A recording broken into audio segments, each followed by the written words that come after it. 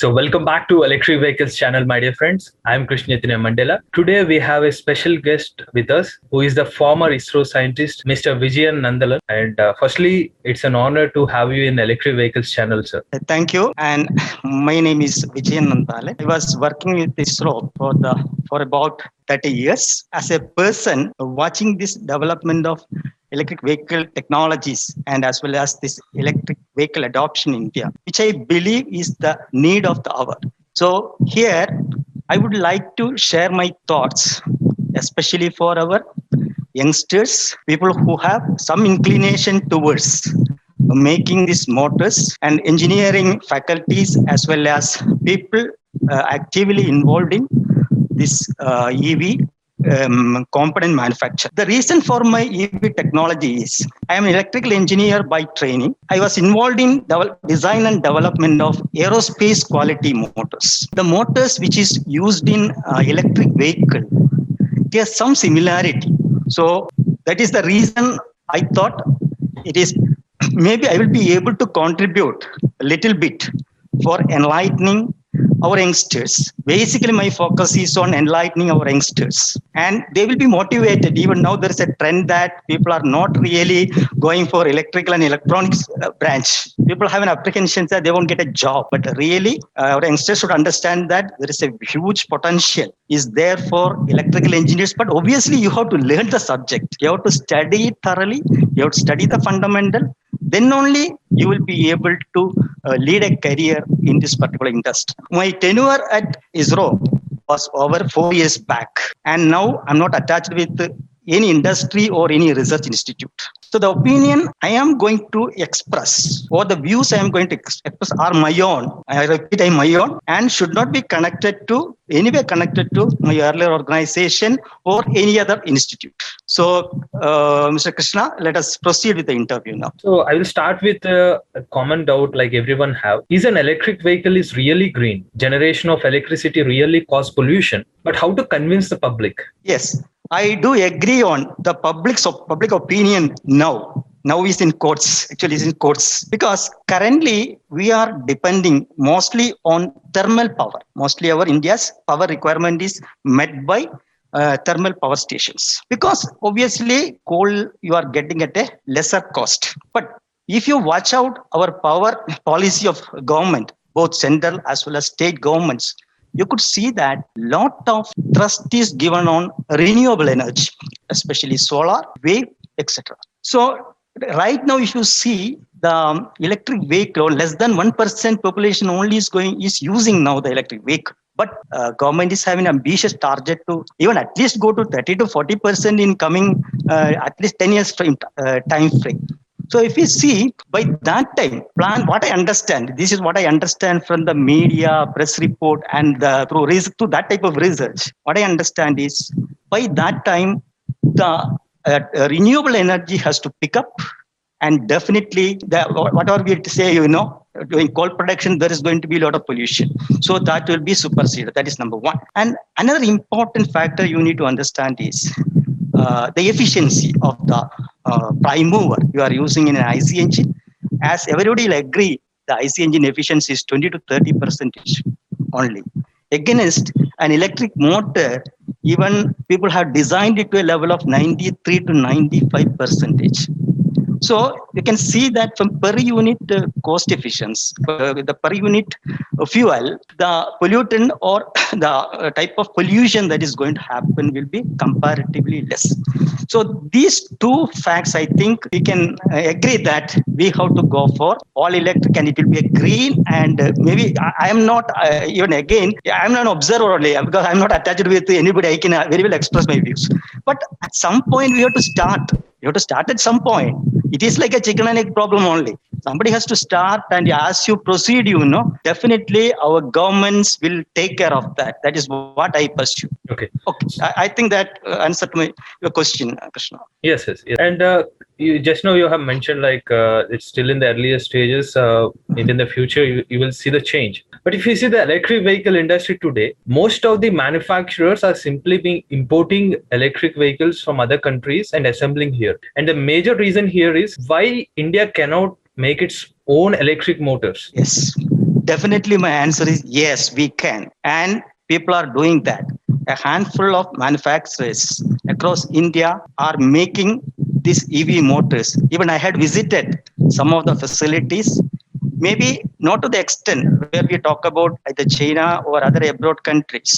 But even I have visited a factory sometimes back, and a semi-automated plant. I could see. I'm very happy to see that, which may be one of the maybe the only one. I am not very sure, but still I can say in the South India, you can see that type of an industry. So at that time, the person who piloted that particular industry, he had that vision, and like that, I believe India can very well make electric motors for EV application. Okay, but how the design and development of electric vehicle motor differ compared to motors for our usual commercial applications? That's a very good question, Krishna. Very good question.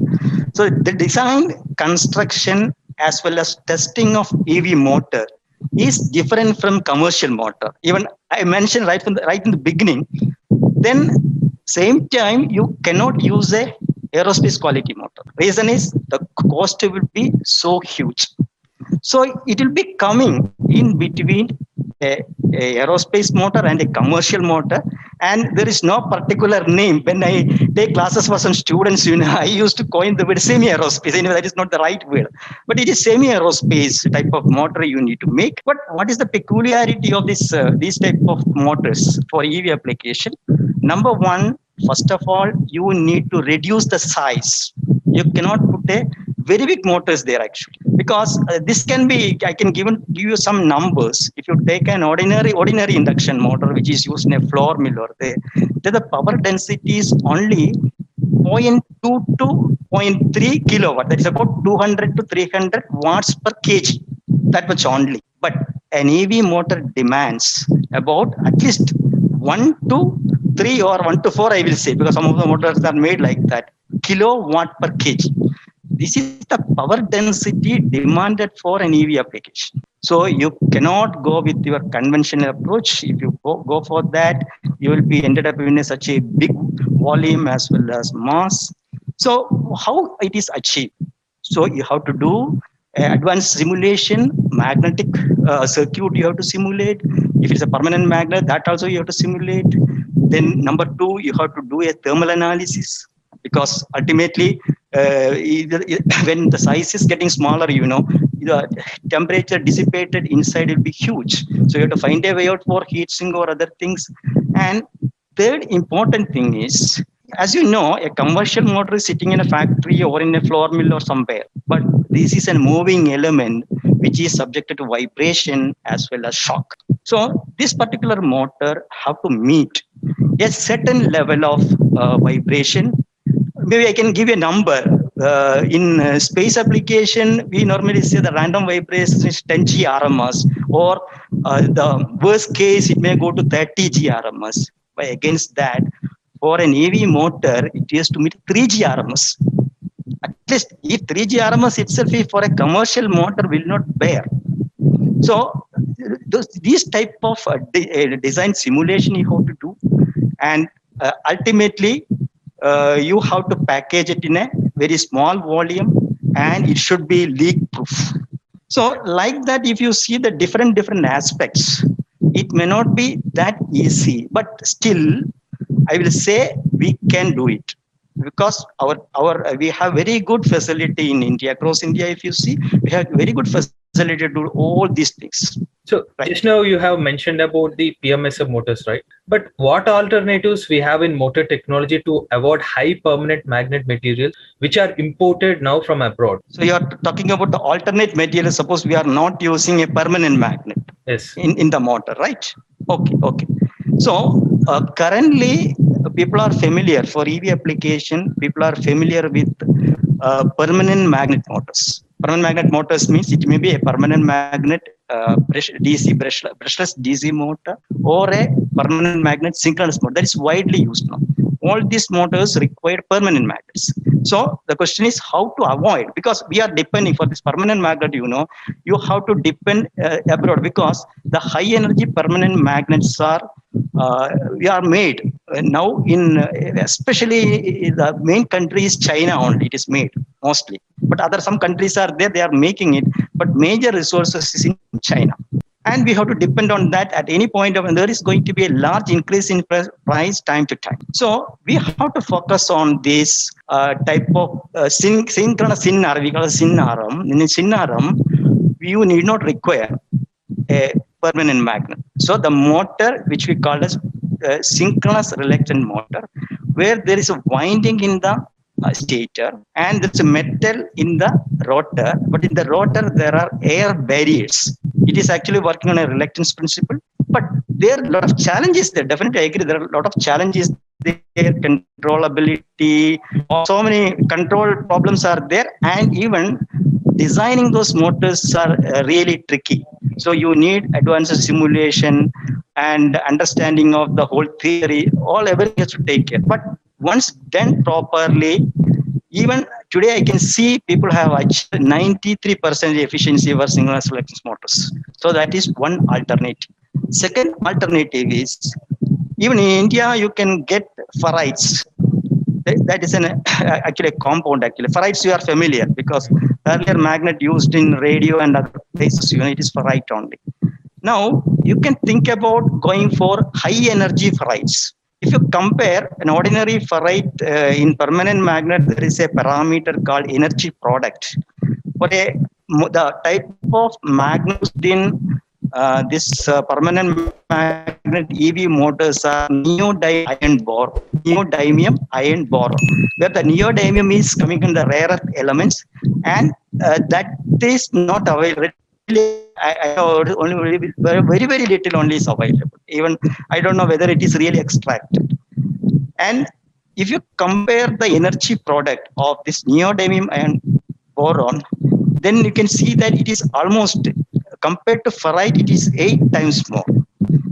So that is the point.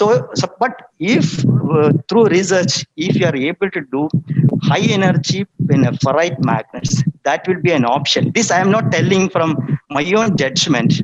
In 2010 or 12, I remember US understood that they don't have sufficient resources for these rare earth elements like neodymium, or samarium is another popular one. And they started a very focused research. And I could see in internet some of the report published by them, high energy ferrites, with which they had designed the motor through advanced simulation, material research. But I could see the beauty of their activity. It is such a concentrated effort, and they have power density to the level of 1.8 to 2.2. That level I could see in that paper. So one good option is this type of synchronous reluctance motor or high energy ferrite. You have to try out, and we need to go for that type of motors in future. Now, coming back to our channel viewers, even subscribers have some questions. I have scrutinized some of the questions and I will ask those questions. What other technological hurdle does EV manufacturers now facing in India for making indigenous electric drivetrains? Yes.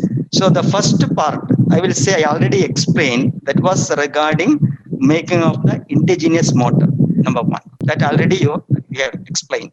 Then other area I can say, it is the power electronics area, where you need for any, as you know, for any electric motor, when it is used in the electric vehicle, you need a perfect motor controller. Even for high power application, even now you can see that people are importing it actually, these type of controllers. But to my surprise, when I checked it up, for low power, our people are capable.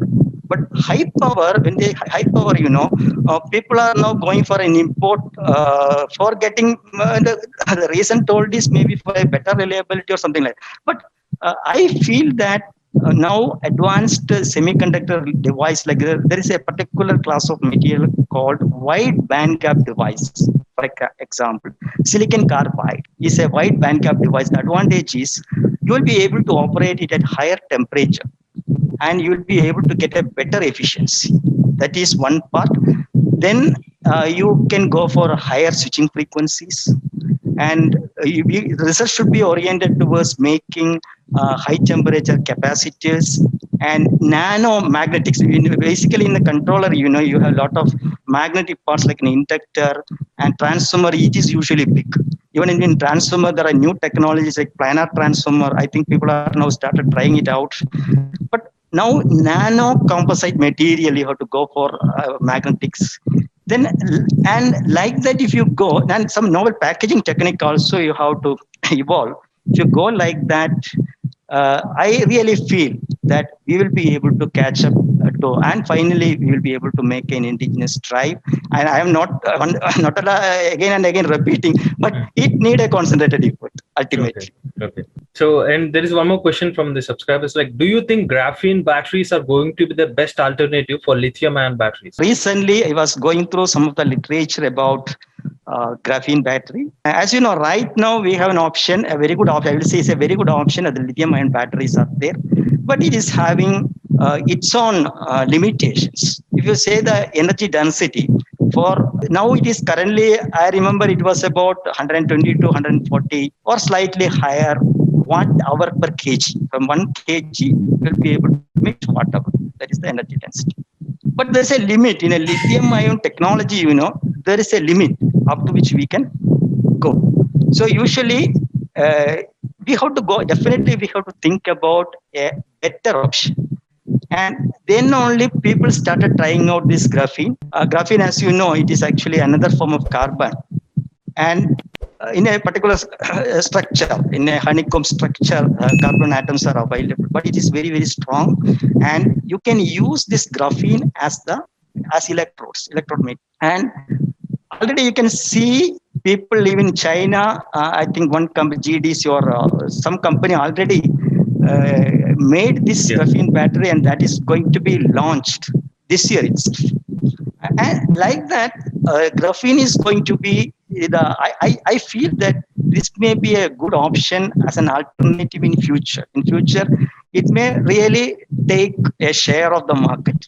Advantage there is you have higher energy density, higher power density. It is very stable, and it is not that hazardous like lithium-ion battery. And it can go for higher charging rate. What is claimed in that literature, what I read recently, is 6C, against which we are talking about 0.5 to 1C.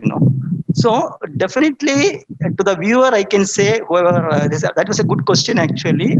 We have to say that is going to be, but the development of this graphene is not that easy. It is not that easy. So if the development program is stabilized, it is going to take a big share of the market. Now, how Indian industry can effectively get into graphene battery development? Sure, that is a difficult question, but I can say the graphene or the development of graphene is the most important point. Even I can say that one or two startups in India is already on the job and they have made some proto model. But maybe for a country who are aspiring 100% electric or at least 30 to 40% electric in very near future, maybe this is not the way we really want it. So a type of public-private participation should be there in the research area. I'm telling you the research area, and in a very effective way, in a very concentrated way, that because we have good chemical engineers, good physicists, and it needs some amount of nanoscience also, because it involves that type of technology, And we have trained people there, but they have to be groomed and they have to be put in the slot. But for any development, if you want to get a result, it should be properly followed up, and concentrate effort should be there. Constant support, both from government administration, scientific community, etc., is very much needed. Now, coming back to the most proven technology for electric vehicles is lithium-ion batteries. But whoever using, they have a common problem called the battery life. Even though companies are offering a 3 years of lifetime, they used to face this battery degradation. But how can we extend the life of these lithium-ion batteries? Some suggestion I can very well say, you have to avoid this extreme temperature while operating these type of lithium-ion batteries. Maybe extreme low, which may not be that applicable to in our scenario, but to the higher temperature, or it should not be heated too much actually. Then you have to minimize the time the battery spend either in 0% charging or 100% charging. Meaning, you should not discharge it to a level of 0%. Number one. Number two, even you should not keep it at a 100% charger condition for a long time. Both will stress the lithium ion battery. So the ideal one will be maybe 80 to 90% if you charge. Maybe your battery life can be increased. And to the possible extent, when sometimes we need it, actually, I'm talking about the fast charging. To the possible extent, avoid fast charging, and storing in humidity environment is also not that good. So if you take care, definitely we have to have, it is like nurture, you have to nurture, or you have to very well take care of your battery. Otherwise, people will start blaming for EV, this is not good, and people will start crying about it. So you have to take care of that. And you said like the best charging percentage around 80 to 90%, but what about the discharge? Like, will it be around 10%? Discharge 20%. Normally, we recommend for about 20% discharge. And now coming to the next proven technology, like people are interested to go with the new technology. Even government giving some statements. It's about hydrogen fuel cell vehicles. What's your view about this hydrogen fuel cell vehicles? Yes, it's a good choice for bigger vehicle because of its larger subsystem requirement. And another hurdle, I will say, you need hydrogen charging stations. Another important factor is the handling, storing of this hydrogen, because as you know, hydrogen is not that man friendly, but definitely there are systems which you can take care of that. Currently, you can say that this particular technology is costlier. Okay. But as time passes and people started using it, definitely this will be ready. But one good advantage I have seen is really green edge. That way, I am also for hydrogen fuel cell, but it is having its own difficulties. And there is one more question from the subscribers, like the used batteries of electric vehicles are going to be a real concern in coming years. Then how can we avoid that? Okay, even I have seen in social media at least 10 interview, 10 presentation by somebody like that. It's a real concern actually, but there's for that. Because this EV battery, once it is used to certain level, it can be, we call it a repurpose. It can be used for a secondary application for energy storage. That is one good option. And even now in India also it is practiced because we don't have much used battery now, to be frank. Another one is across globe, if you see, the recycling of this lithium-ion battery is going to pick up, or it is picking up. I will say it's picking up because you will be able to extract scarce elements like lithium, cobalt, nickel. All these type of material you can extract, and that will be a good source of revenue also. At the same time, you are protecting the environment. In India, I have seen some startups are doing a good job, and other industry people are also participating. All the more, one more thing you can do, if government put a strict regulation, what I understand is in February 2020, that act is already, the draft act had appeared in public, and it is going to be implemented because of this pandemic situation only. I understand it is getting delayed. Maybe even one step ahead, what we need to see is the manufacturer should be signed with some type of agreement with the recyclers for recycling it. Yes. You have to put in some regulation for that. So definitely, I believe if everything is in place, these type of used batteries should not have a problem. Okay. It should not be damaging your environment, I will say. And same time, you will be able to get some revenue out of that. And some industry, like maybe recycling industries, may grow up also. So one more subscriber asked, is nuclear battery will be an option for electric vehicles? Yeah. No, nuclear battery is a reality now. Even I had seen maybe a couple of months back in California, in US, one startup made a nuclear battery and claims that 28,000 years or something like that. Yeah. So it is like the whatever the inside that whatever you are using, it is actually a radioactive course inside some isotopes which is used in some reactors. So that type of material. They didn't mention the exact material, but some diamond type art, a synthetic diamond, something like that. It was mentioned in that report. That's what I remember. Yeah. And again, you have to have a shielding of maybe meter length thickness.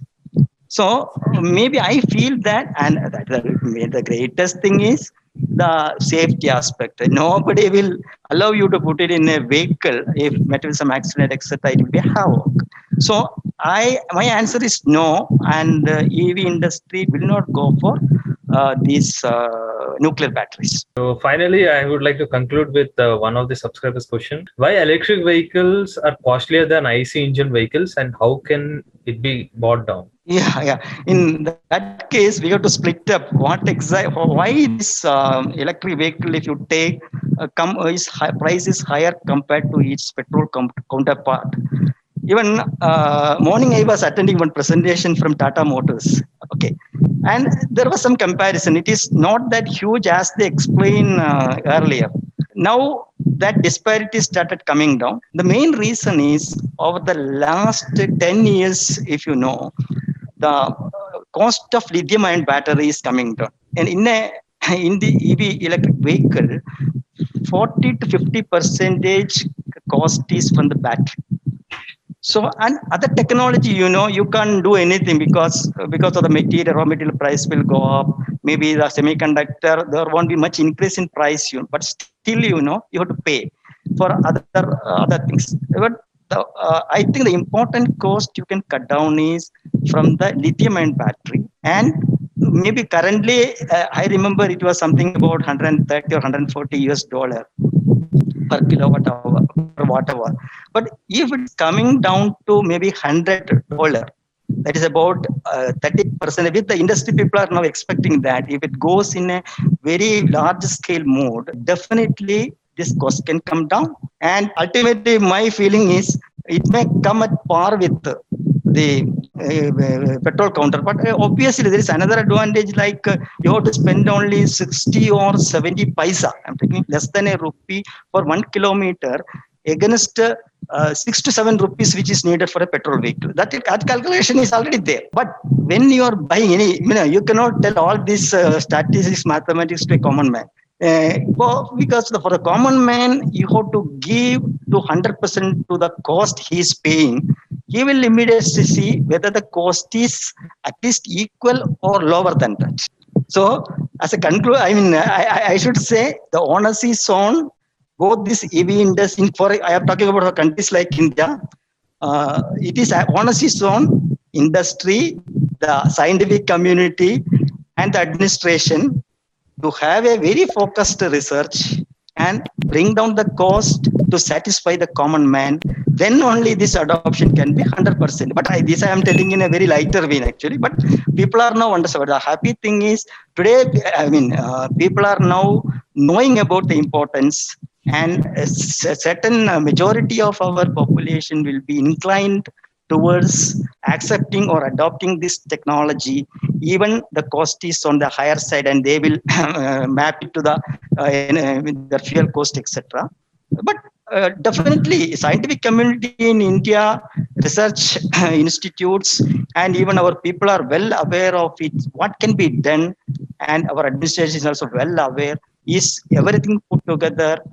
We need to make a concrete effort to reduce the cost, improve the design, improve the efficiency in all areas like motor, its controller, battery, and like advanced systems. Now people have to include in this electric vehicle. So that will be a success story for adoption of 100% electric. So thank you so much, Mr. Vijayan Nandalan, for being here and answering all the subscribers' queries and your inputs to the electric vehicle future of India. Thank you, Krishna. Thank you for for giving me an opportunity to tell my views, though it is my very personal view.